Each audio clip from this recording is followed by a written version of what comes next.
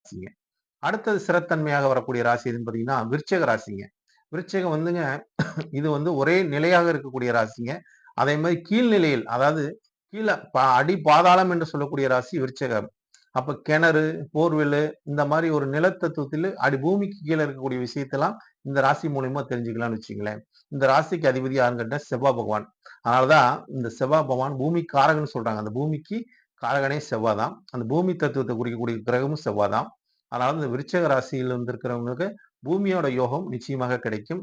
பூமியோட ஒரு அனுகிரகமும், பூமியோட ஆதரவும் இவங்க நிலபுலங்களுக்கெல்லாம் ஒரு சொந்தக்காரர்களாக இருக்கக்கூடிய ஒரு தன்மையும், அந்த நிலத்தை வச்சு அதை எப்படி பயிர் செய்யணுங்கிற ஒரு தன்மையெல்லாம் இந்த ராசிக்காரங்கள்ட்ட தெரிஞ்சுக்கலாம் நண்பர்களே. அடுத்ததாக ஆ ஸ்திரத்தன்மை உள்ள ராசி கும்ப ராசிங்க. இது வந்து பார்த்தீங்கன்னு வச்சுக்கங்க, இது வந்து காற்று தத்துவத்தை குறிக்கக்கூடிய ராசி. அது விருச்சிகம் வந்து நீர் தத்துவத்தை குறிக்கிற ராசிங்க. இது காற்று தத்துவம். கும்பம் வந்து ஒரு காற்று